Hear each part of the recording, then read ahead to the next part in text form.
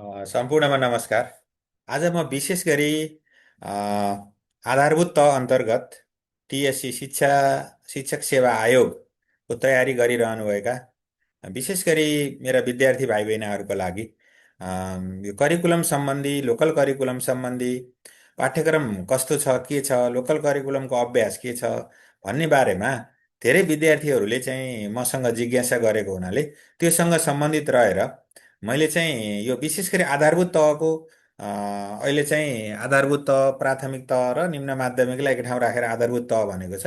त्यसैलाई आधार मानेर एउटा चाहिँ स्लाइड तयार गरेको छु। त्यो तपाईँहरू चाहिँ विशेष गरी शिक्षक सेवा आयोगको तयारी गरिरहनुभएका जो कोहीलाई पनि यो उपयोगी हुने कुराको मैले जानकारी गराउन चाहन्छु र यसमा विशेष गरी केही महत्त्वपूर्ण कुराहरूलाई मात्रै मैले यहाँ समेटेको छु जुन कुरा यहाँहरूले देख्न सक्नुहुन्छ। र यहाँ चाहिँ के छ भन्नुहुन्छ भने हामी आज के सिक्छौँ त भन्दा एउटा पाठ्यक्रमको शाब्दिक अर्थ के हो, सङ्कुचित अर्थ के हो, यसको व्यापक अर्थ के हो भन्ने कुरा हामी एउटा सिक्छौँ। अनि अर्को पाठ्यक्रमले जोड दिएका क्षेत्रहरू के हुन सक्छन् भन्ने कुरा पनि हामी सिक्छौँ। अनि त्यसै गरी नेपालमा स्थानीय पाठ्यक्रमको अभ्यास आधारभूत पक्ष के छन्, मेजर इलिमेन्ट अफ लोकल करिकुलमको के छ, अनि स्कुल करिकुलममा कस्तो खालको types of school curriculum use in Nepal कस्तो छ त्यो बारेमा, अनि प्रारम्भिक बाल विकास शिक्षा सम्बन्धी नीतिगत र कार्यक्रमका केही महत्त्वपूर्ण कुराहरू, पाठ्यक्रम सम्बद्ध समसामयिक केही पक्षहरू, अनि विद्यालय शिक्षाको तहगत र कक्षागत संरचनाका केही कुराहरू र स्थानीय आवश्यकतामुखी पाठ्यक्रम सम्बन्धी जुन समस्याहरू छ त्यो कस्ता कस्ता छन्, चुनौतीहरू के छन् र पाठ्यक्रमका राम्रा कुरा के छन् त हाम्रो नेपालमा भन्ने कुराको लागि मैले फोकस गरेको छु विशेष गरी यहाँ। र यसमा चाहिँ हजुरहरूलाई मैले कर्मिक रूपमा जानकारी गराउने छु। सबभन्दा पहिले पाठ्यक्रम के हो भन्ने बारेमा धेरैलाई कन्फ्युज छ। तपाईँले विशेष गरी शिक्षक सेवा आयोगको तयारी जसले गरिराख्नु भएको छ यसको शाब्दिक अर्थ इटिमोलोजिकल मिनिङ भन्छ, शाब्दिक अर्थ यसमा चाहिँ करिकुलम फ्रम ल्याटिन वर्ड, यसको चाहिँ कुरेरे भन्ने शब्दबाट आएको छ। यसको अर्थ के हुन्छ भने एथलेटिक ग्राउन्ड अथवा रनवे, धावन मार्ग अथवा दौडको मैदानको रूपमा पनि हामीले यसलाई लिन सक्छौँ।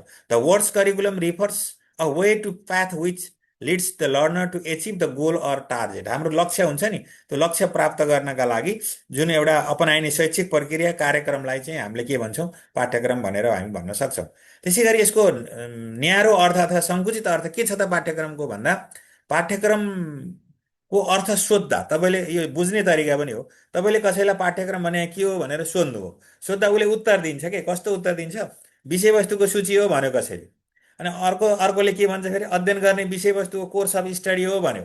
अर्कोलाई सोध्नुभयो फेरि पाठ्य पुस्तक ज्ञान सिपको सङ्गालो हो भन्छ, टेक्स्ट बुक अथवा नलेज हो भन्छ।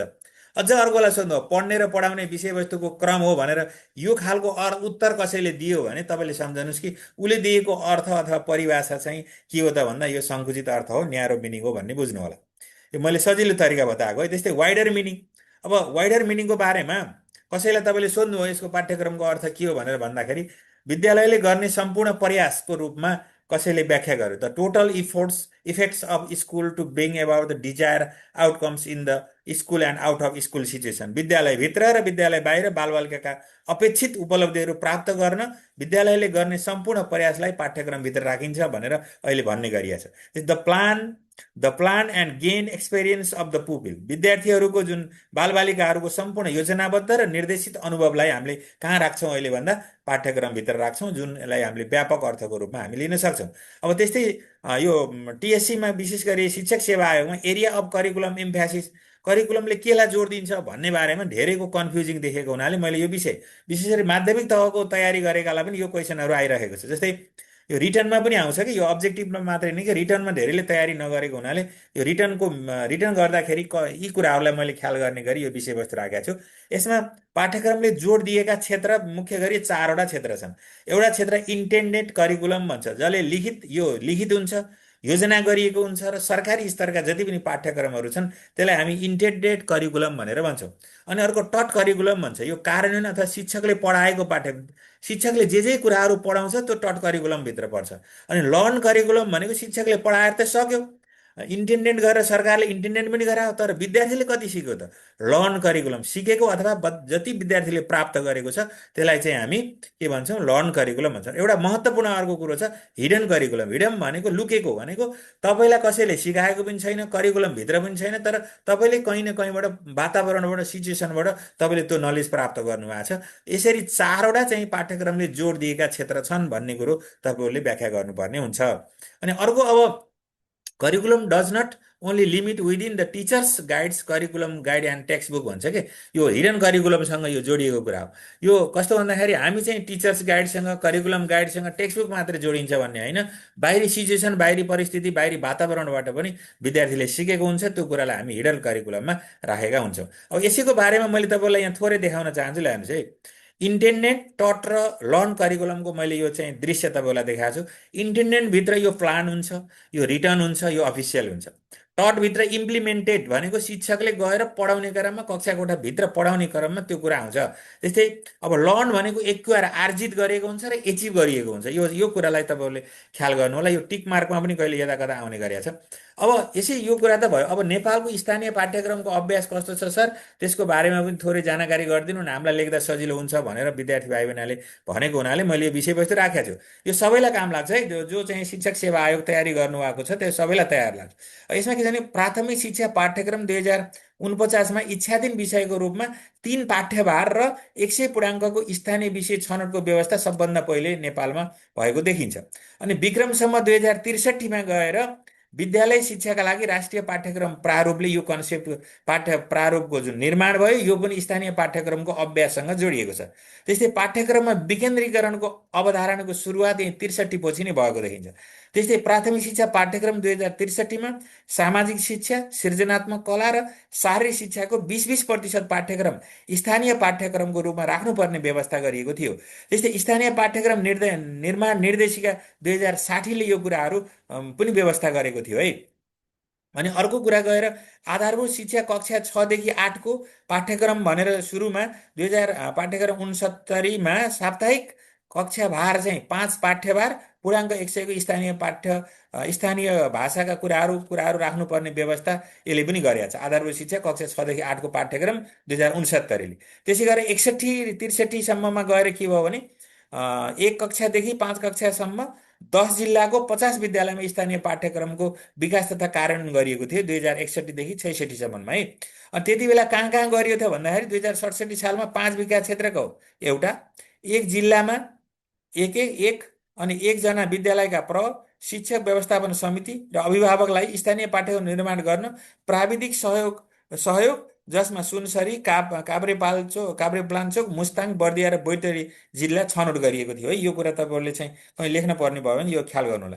त्यसै 2071 सालमा के भयो त यो स्थानीय पाठ्यक्रम सम्बन्धी प्र्याक्टिसमा भन्दा विद्यालय शिक्षाका लागि स्थानीय पाठ्यक्रम प्रारूप 2071 निर्माण भएर कार्यान्वयनमा अहिले पनि निरन्तर रहिरहेको छ। यति कुरा मैले चाहिँ तपाईँलाई लोकल करिकुलमको बारेमा बताएँ। अब लोकल करिकुलमभित्र जस्तै अरू करिकुलम जस्तै लोकल करिकुलमभित्र के हुन्छन् त मेन कुराहरू तत्त्व भन्दा यसमा पनि उही 4वटा कुरा हुन्छ। एउटा अब्जेक्टिभ हुन्छ, अर्को कन्टेन्ट हुन्छ, अर्को मेथड हुन्छ र अर्को इभ्यालुएसन हुन्छ। यो पनि नभुल्नु होला। अब यसभित्र अब नेपालमा कस्ता कस्ता पाठ्यक्रमहरू युजमा आएछन् भन्ने कुरा पनि आउँछ नि।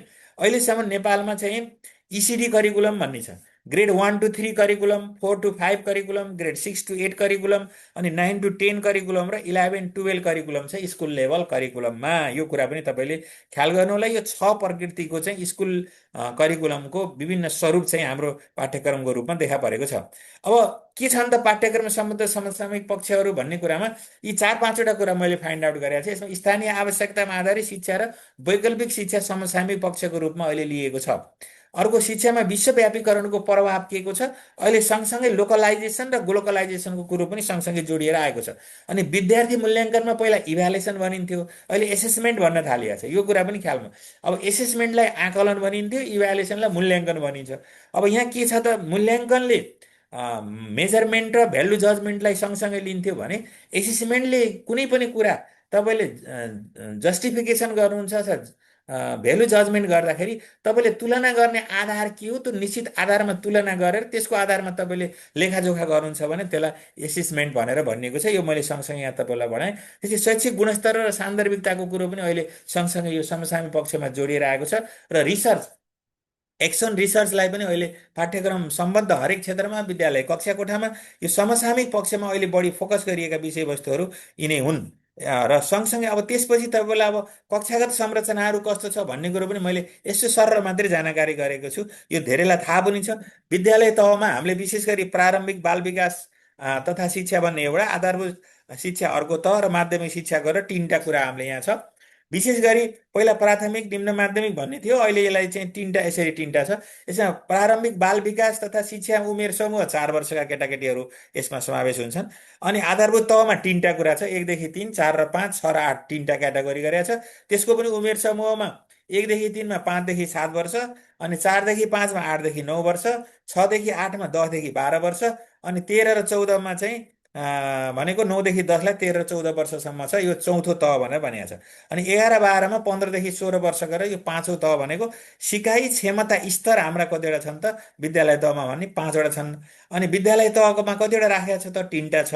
अनि कक्षाहरूको संरचनामा विशेष गरी 1 देखि 3, 4 र 5, 6 देखि 8, 9 देखि 10 र 11 12 गरेर राखेको छ। मैले यो तहगत र कक्षागत संरचनाको पनि थोरै जानकारी गराएँ। त्यस्तै अब स्थानीय पाठ्यक्रमको आधारभूत पक्षमा स्थानीय पाठ्यक्रमभित्र के कुरा समावेश गरिन्छ भन्दा एउटा परिचय खण्ड हुन्छ। त्यसपछि त्यसको तहगत सक्षमता के हो भनेर तोकिएको हुन्छ। अनि तेस्रोमा गएर विषयवस्तुको छनौट कसरी गर्ने, के गर्ने भन्ने कुरा हुन्छ। अनि चौथोमा गएर कक्षागत सिकाइ उपलब्धि के हुने, कस्तो हुने भन्ने कुरो उल्लेख गरिएको हुन्छ। पाँचौँमा विषयवस्तुको विस्तृतीकरण हुन्छ। सिकाइ सहजीकरण प्रक्रियाको कुरा हुन्छ।